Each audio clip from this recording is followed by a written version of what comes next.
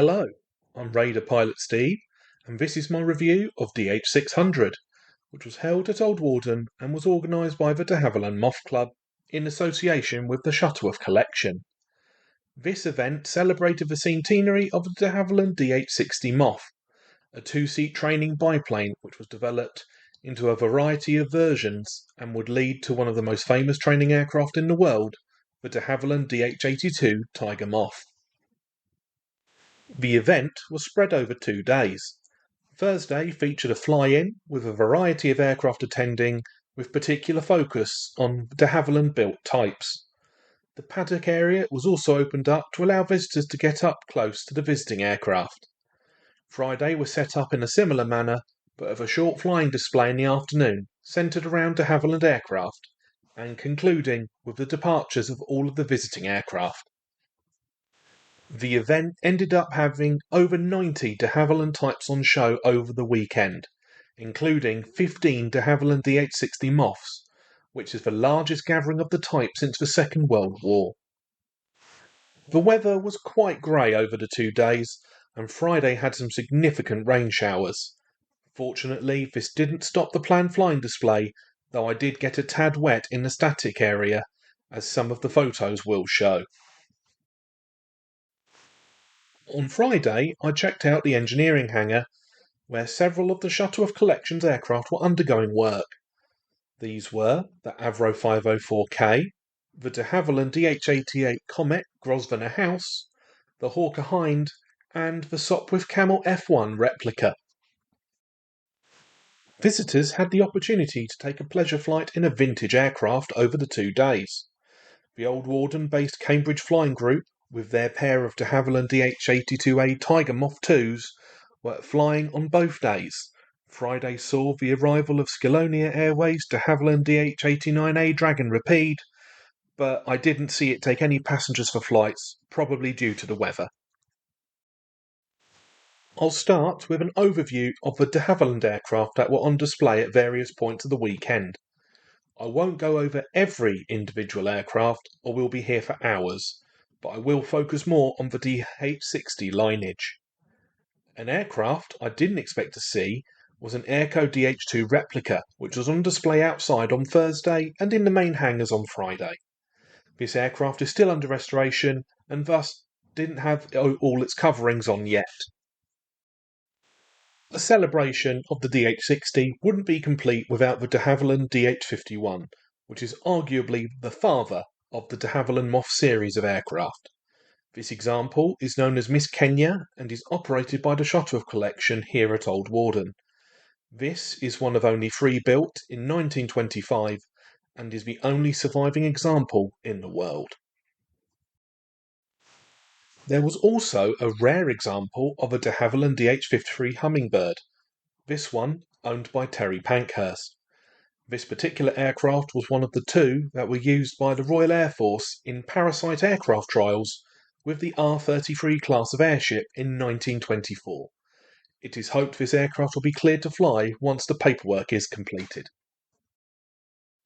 The stars of the show were obviously the 15 de Havilland DH-60 Moths that were on display. These included the 2 Old Warden-based examples that are operated by the Shuttleworth Collection. The first of these was the de Havilland DH-60 Moth, which was actually the 8th DH-60 produced and was delivered on the 29th of August 1925, making it the oldest surviving DH-60 in the world. The second example was the de Havilland DH-60X Hermes Moth, which was built in 1928 and was Richard Shuttleworth's personal aircraft in which he learnt to fly. This aircraft has also been based at the same airfield since 1932, longer than any other aircraft in aviation history. There was also a total of 6 de Havilland DH-60G Gypsy Moths on show. The DH-60G was the first major overhaul of the DH-60 design in 1929. This saw the aircraft replacing the original Cirrus engine with the more powerful de Havilland Gypsy 1 engine. These were major improvements to the original design due to the improved engine performance and reliability, as well as a more robust and stable landing gear structure. A later development of the DH.60G was the de Havilland DH.60 Moth Major, which was represented by a pair of examples. In 1931, de Havilland took their Gypsy 2 engines and turned them upside down, and redesignated them as Gypsy 3s. This version of the DH.60 was known as the DH.60G Moth until the 58th aircraft and onwards in 1934.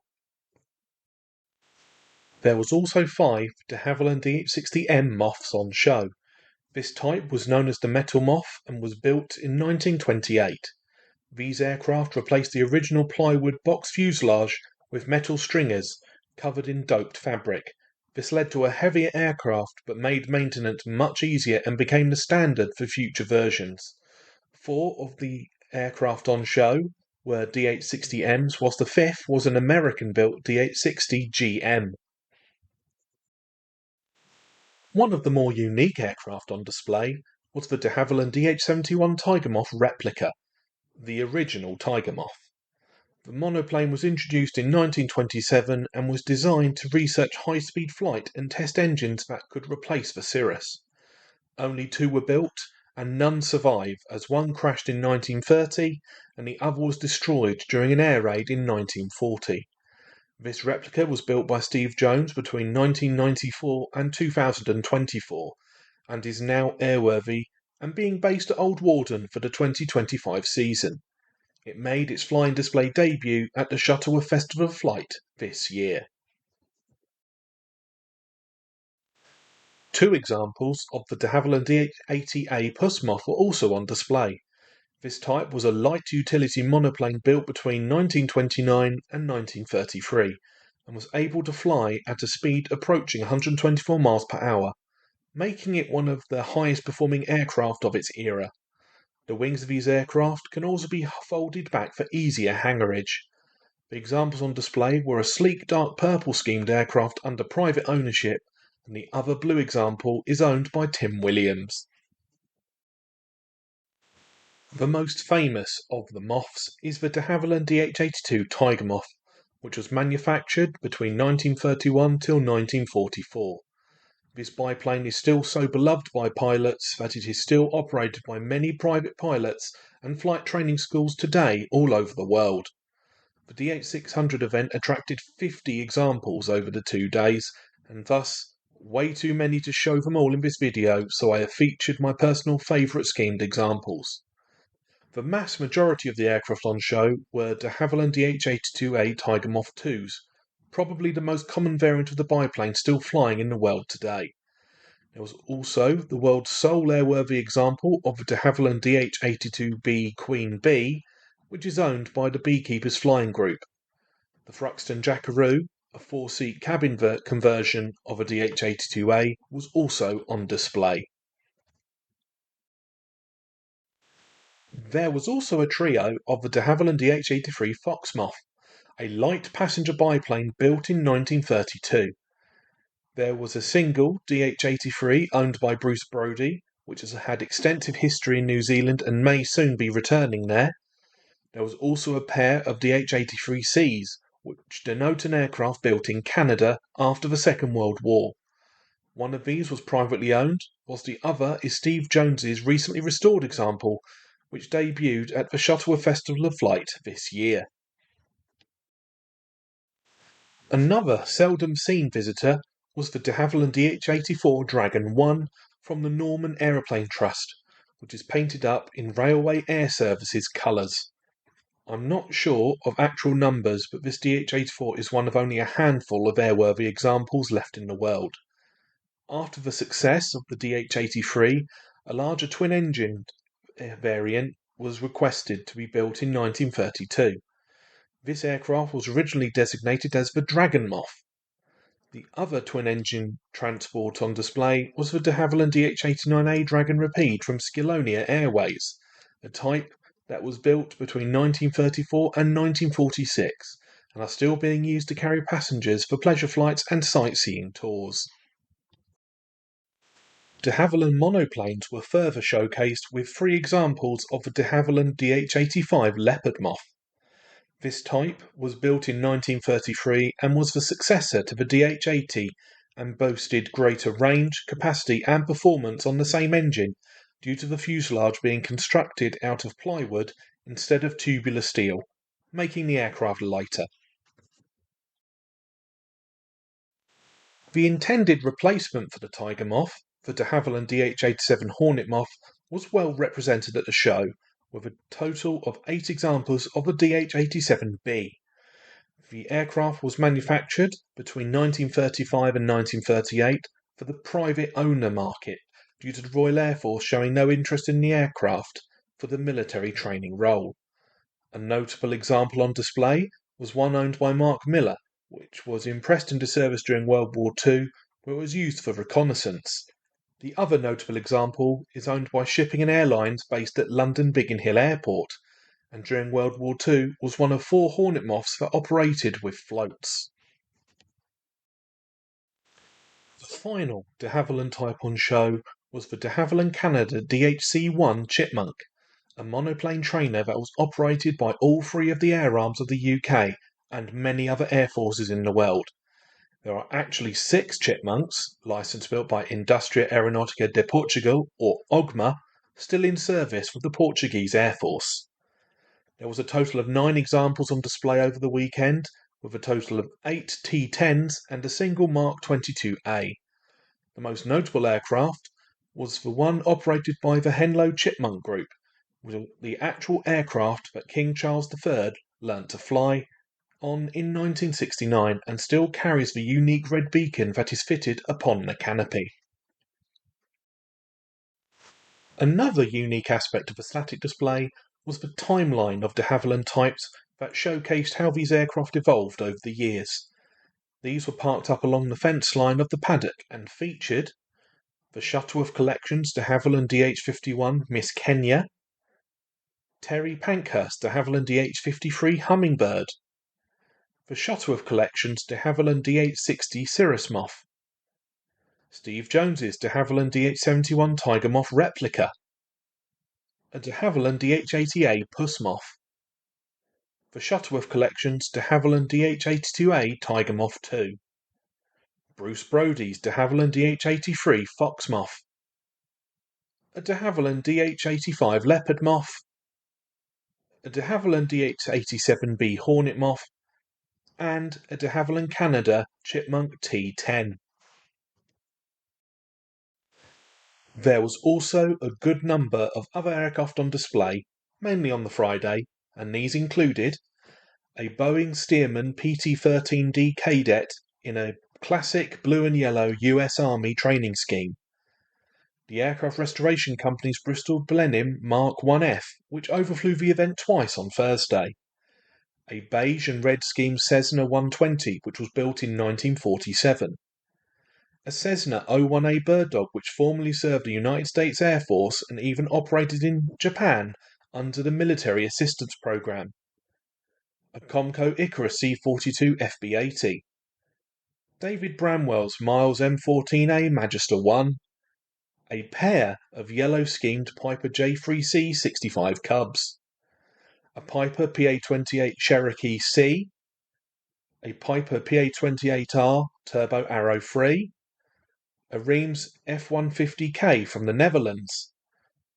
a Rollison D-62B Condor built in the 1960s, an ex-Royal Air Force Scottish Aviation Bulldog T1, a beautiful Stomp SV-4C biplane built in 1946, and a Travelair E4000 in a Pacific Air Transport Airmail colour scheme.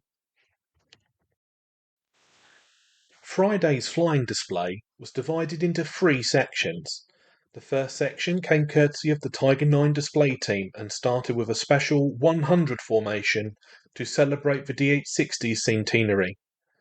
This formation was formed from 16 biplanes and included 14 de Havilland DH-82A Tiger Moth 2s, a de Havilland DH-82B Queen Bee, and a de Havilland DH-60G3 Moth Major. 5 of the Tiger Moths then landed, and the remainder of the team put on a very entertaining 11-ship display, which consisted of some formation flypast, aerobatics and tail chases. The Tiger 9 team filled the void that was left when the Diamond 9 disbanded in 2000. The next section of displays was a series of flypasts by various de Havilland aircraft. Despite only being flat flypast, this display had aircraft filling the sky at all times.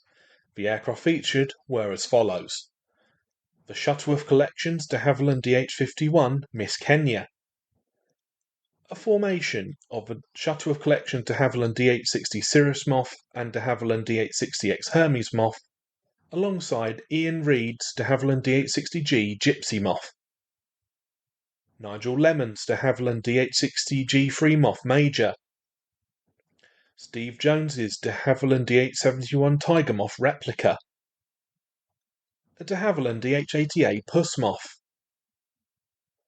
3 formations of de Havilland DH.82A Tiger Moth 2s. First was a pair of some of the oldest examples still flying. Next was a trio of aircraft depicting 3 different military schemes, including United States Army Air Force, Royal Air Force Camouflage, and Royal Air Force Training. Lastly was a trio of aircraft wearing several civilian schemes.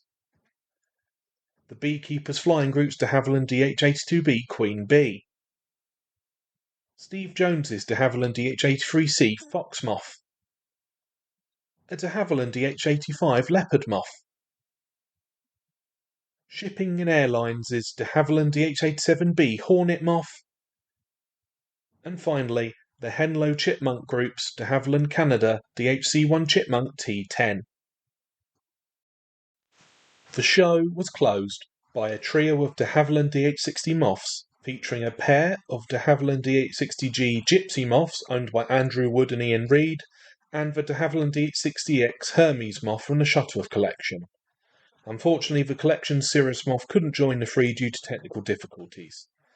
The biplanes flew a series of formation passes followed by a tail chase, despite the weather's best efforts. In conclusion, the DH.600 event was a very laid-back and relaxed event, which makes a massive change from most of the events I attend. I thoroughly enjoyed both days, as I have never seen so many de Havilland types in one place. I will definitely try and attend more fly-in events in the future. My personal highlights were the gathering of the 15 DH.60s, and I was very happy to see a DH.84 again. I also really enjoyed watching all the de Havilland types departing after the flying display in the evening sunlight. If you wish to see more of my photos from this event and others, I've linked my Flickr pages in the description below. My next show will be the Duxford Flying Evening. I hope you enjoyed this video, please like and subscribe, and I hope you join me in the next one. Bye!